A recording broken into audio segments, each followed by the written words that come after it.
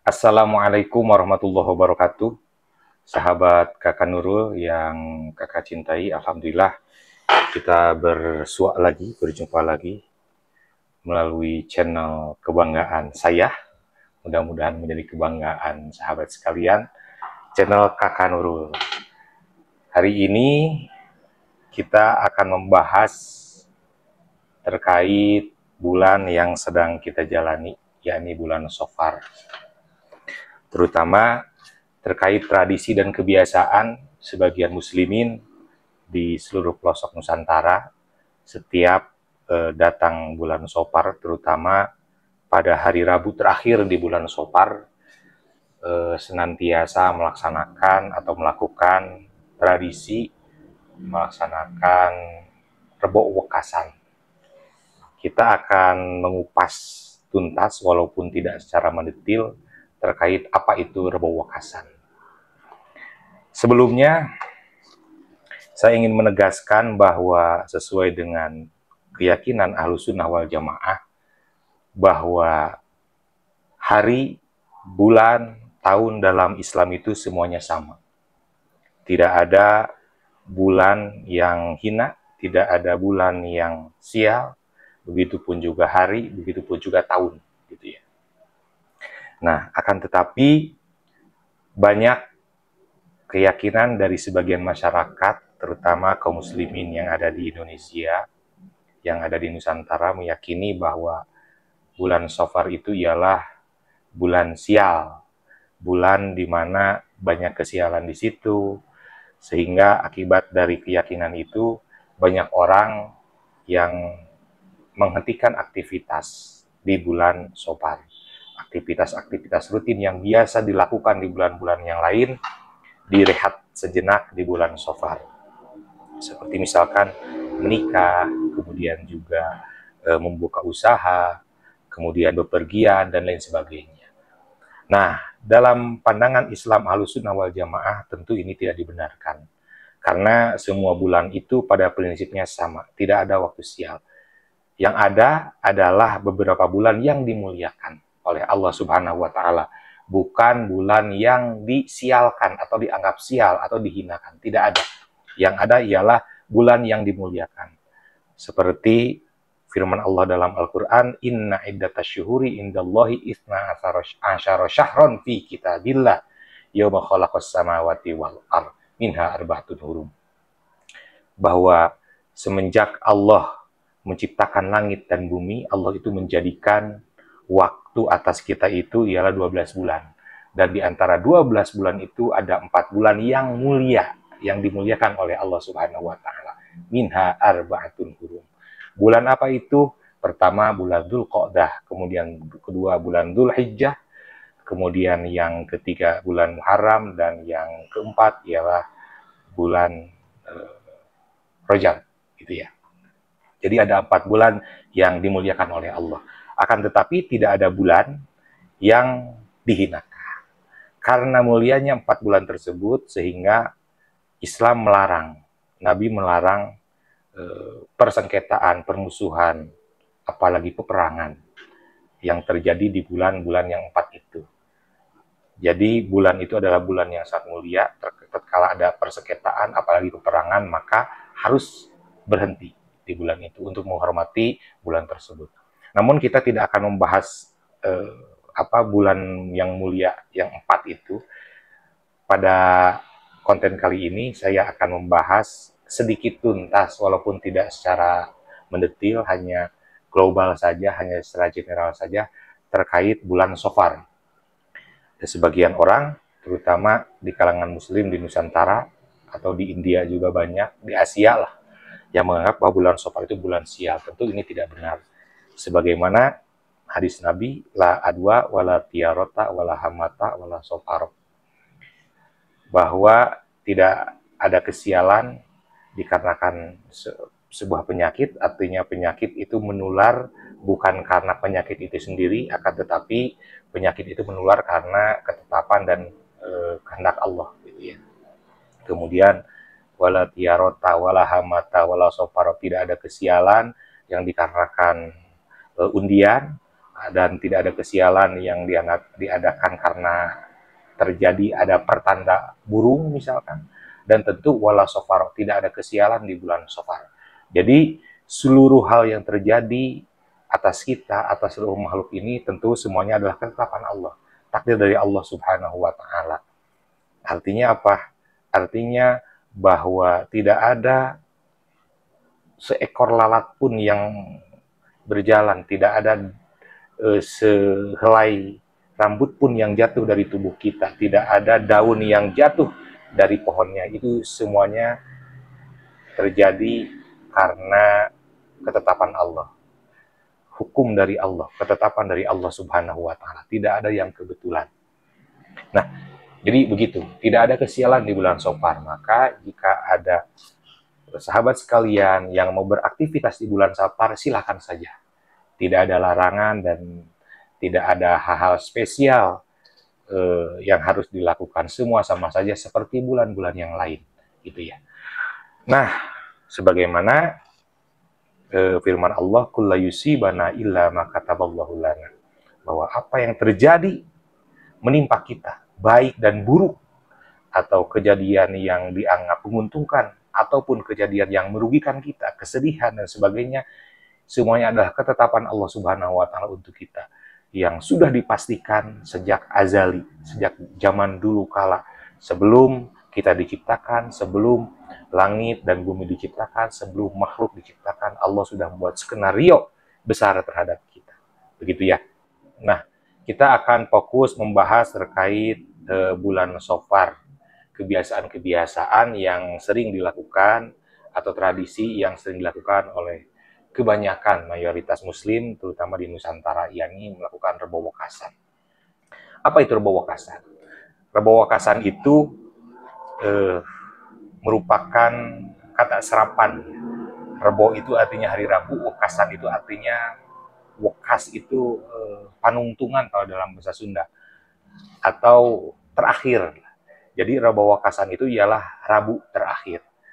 Nah, yang dimaksud di sini Rebo atau Rabu terakhir itu ialah hari Rabu terakhir di bulan Safar. Banyak kaum muslimin melakukan ritual, tradisi, melaksanakan amalan Rebo Wekasan.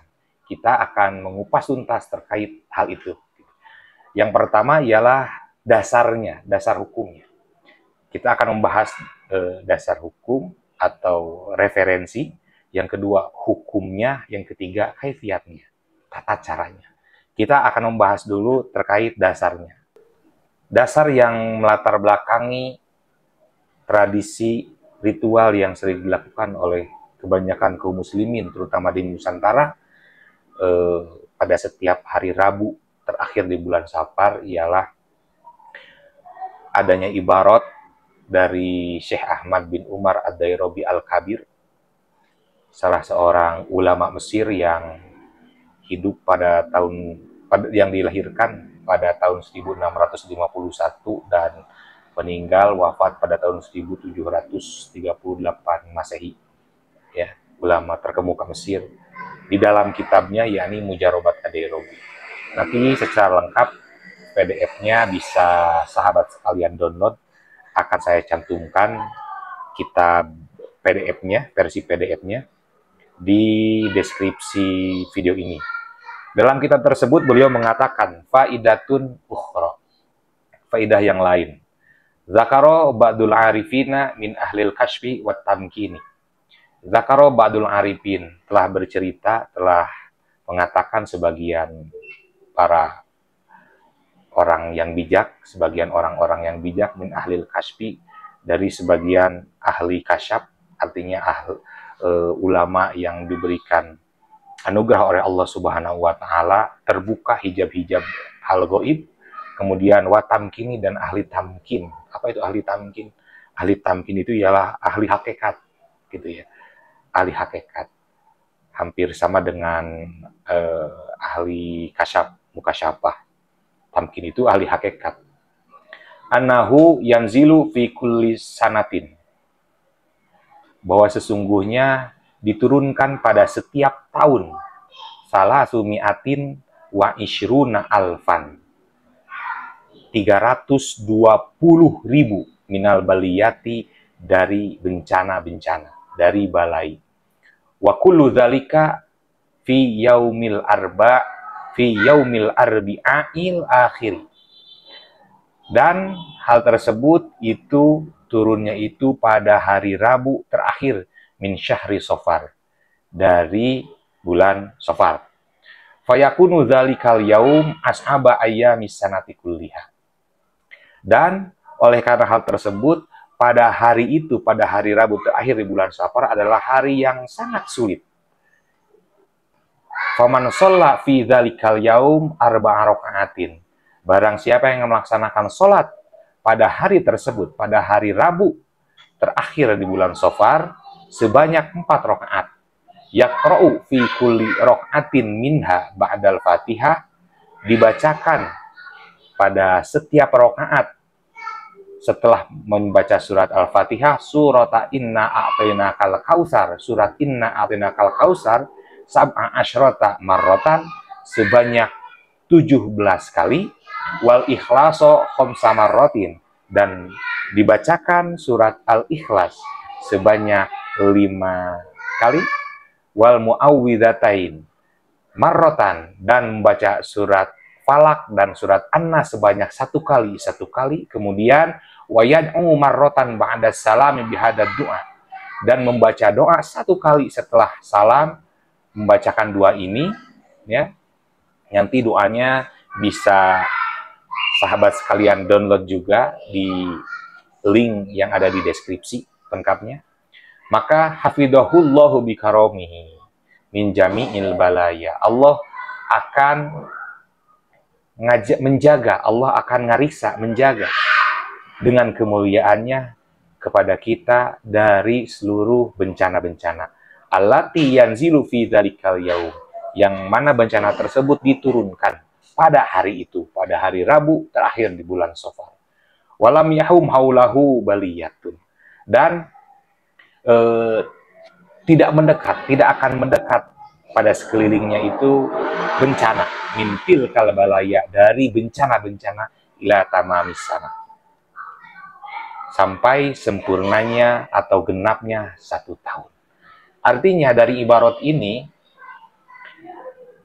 Syekh Ahmad bin Umar Ad-Dairabi Al-Kabir mengatakan bahwa beliau telah menerima informasi dari sebagian para arifin, orang yang sangat bijak dari ahli mukasyafah, dari ulama yang dibuka hijabnya oleh Allah Subhanahu wa Ta'ala, dan dari ulama yang diberikan fadilah karomah berupa bisa melihat hakikat dari apapun yang terjadi.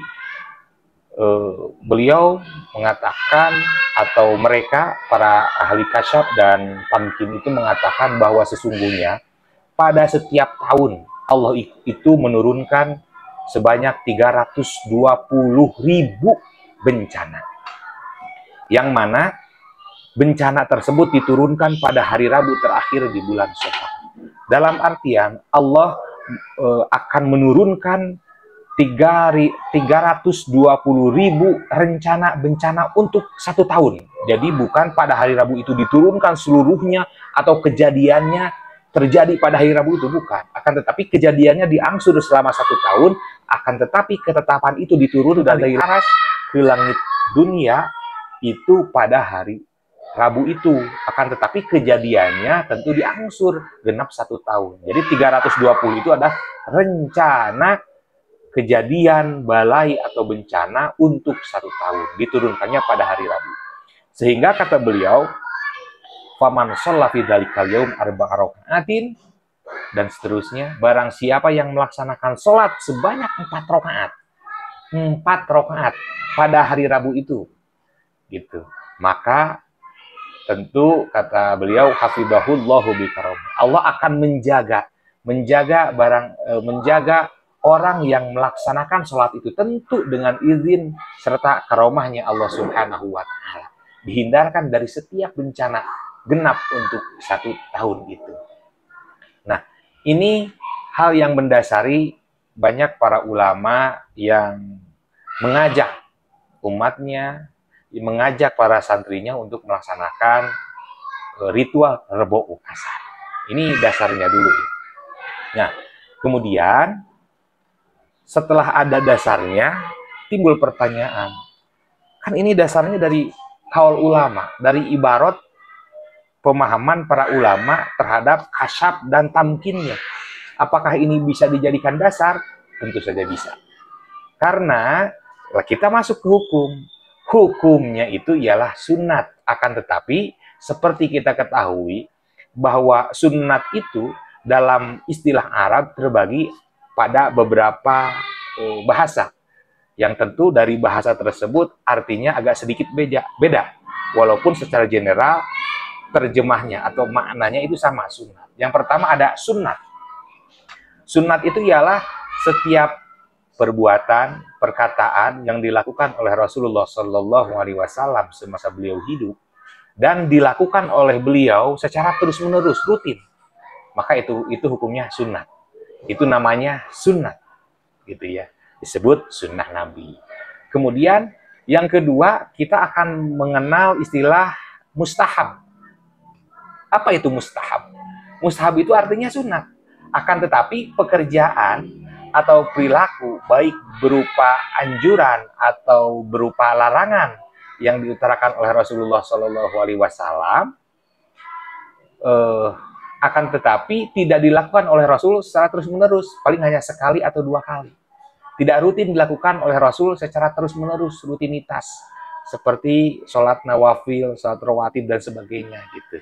Jadi ini dilakukan oleh Rasul hanya satu kali, salah satunya sholat safar. Sholat safar juga itu termasuk ke dalam mustahab, perbuatan sunat yang dilakukan oleh Rasulullah Shallallahu Alaihi Wasallam tidak secara terus-menerus rutin. Yang ketiga ada istilah tatawu. Apa itu tatawu? Tatawu itu artinya perbuatan sunat juga. Sunat juga artinya.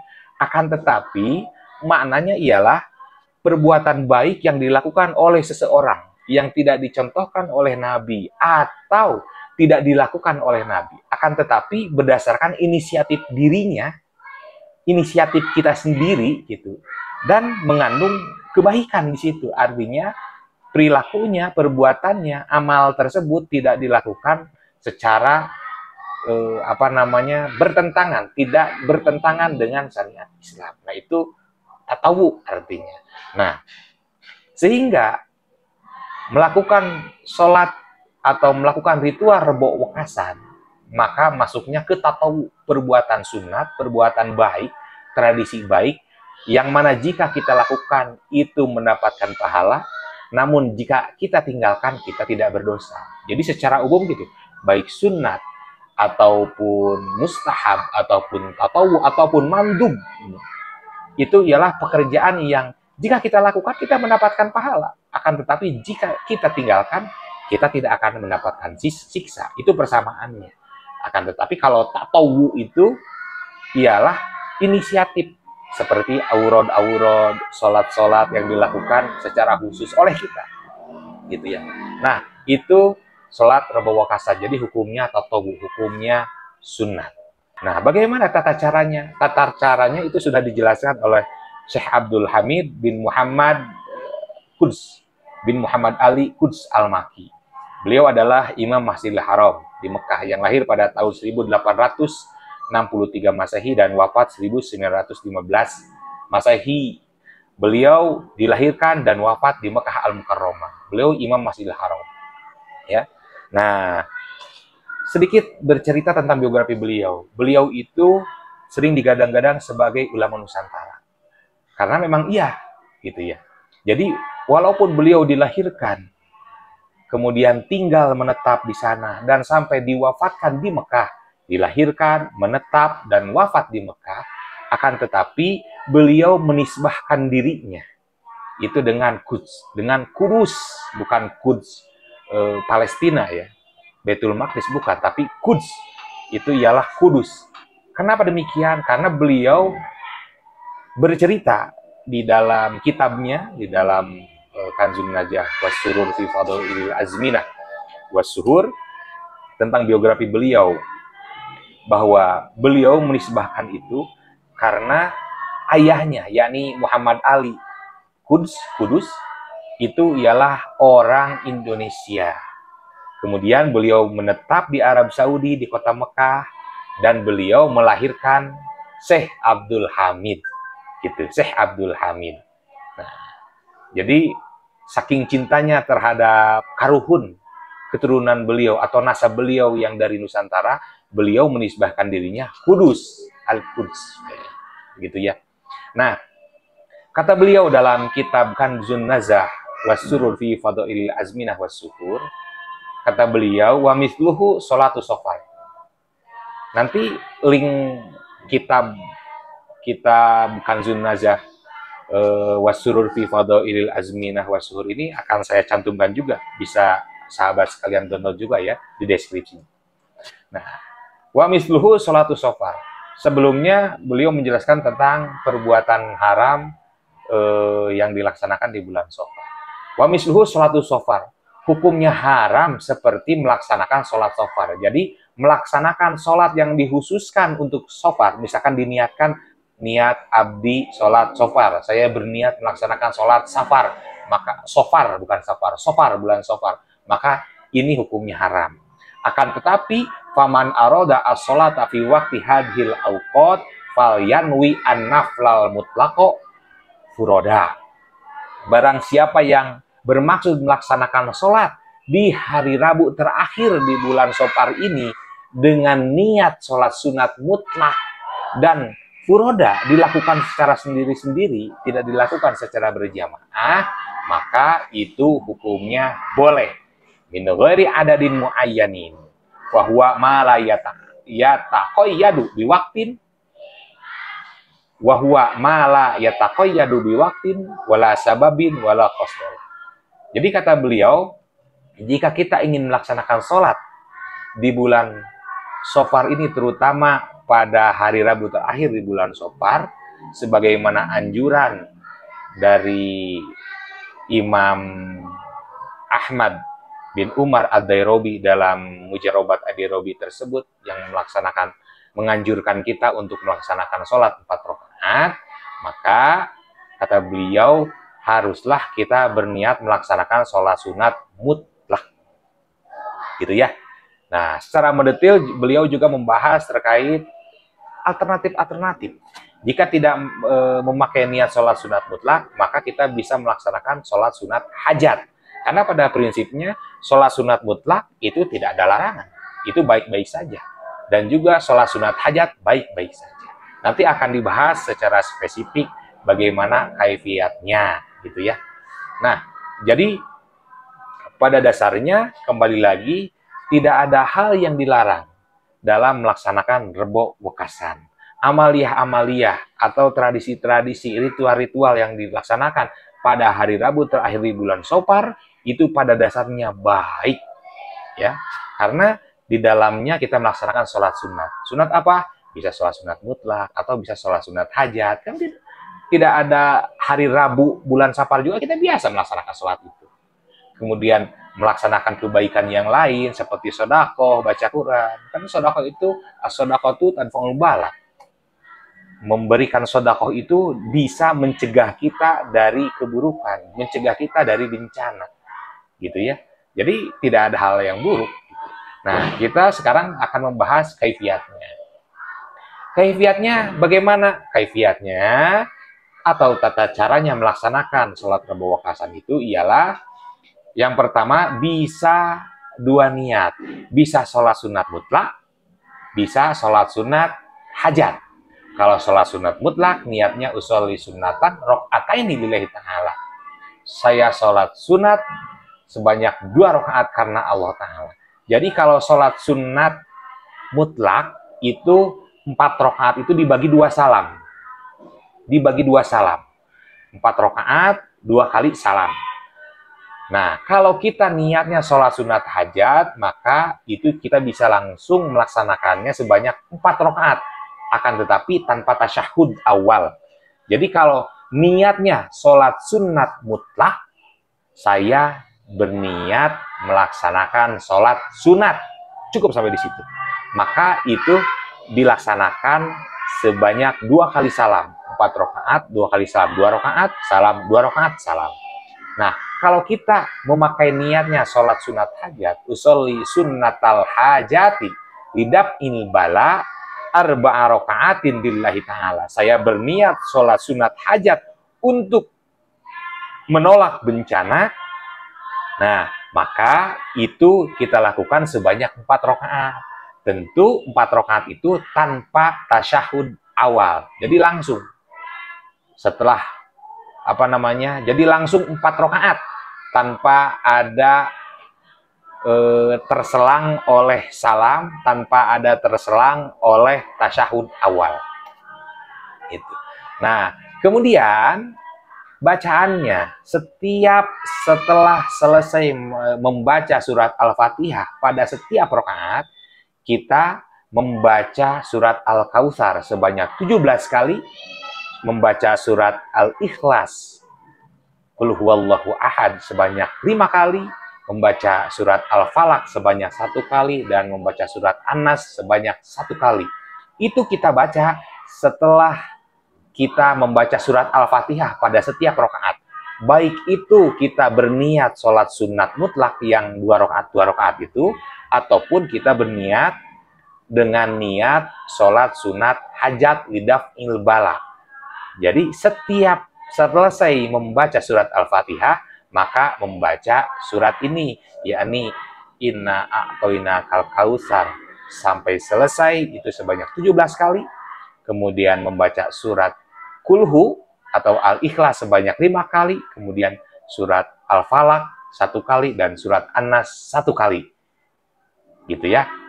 Nah, kemudian dilaksanakan seperti hanya sholat biasa sampai selesai, sampai tasyahud akhir, kemudian salam.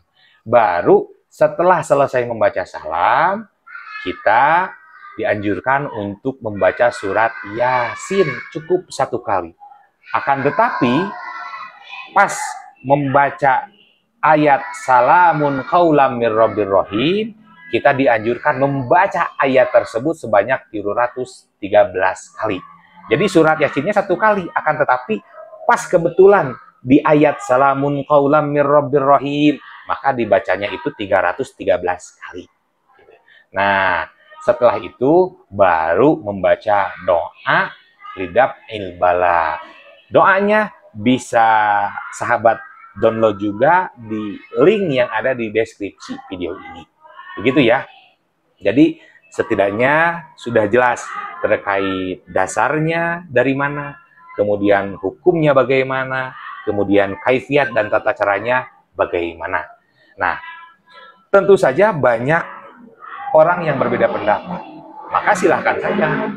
Jadi karena ini kan perbuatan tatawwu, perbuatan baik yang tidak mempunyai implikasi apapun, dilakukan itu baik, jika tidak dilakukan pun tidak apa-apa. Jadi buat apa di antara kita saling menghujat, yang biasa melaksanakan rebo wakasan menghujat yang tidak biasa melaksanakan rebo wakasan, atau sebaliknya, tidak biasa melaksanakan rebo wakasan menganggap orang yang melaksanakan rebo wakasan sesat, ahli bid'ah dan sebagainya.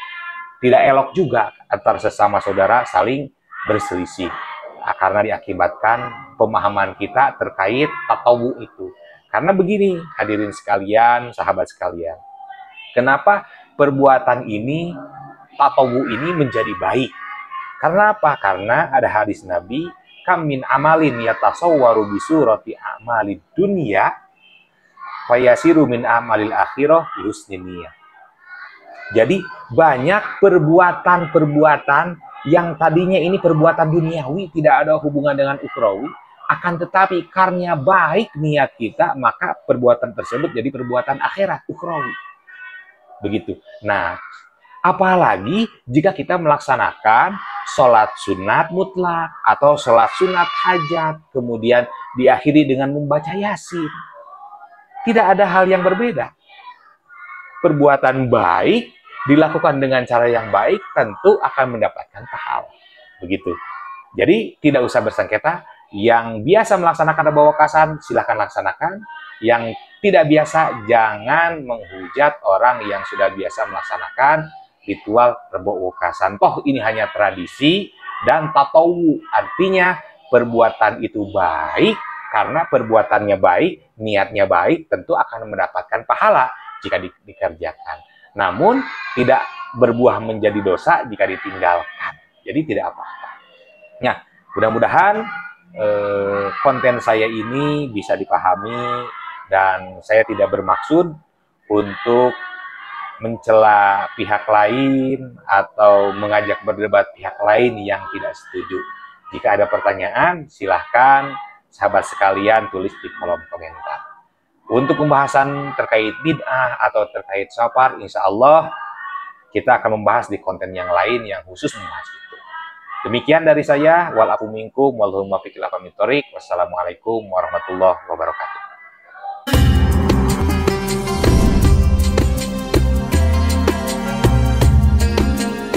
Jangan lupa like, comment, and subscribe. Subscribe.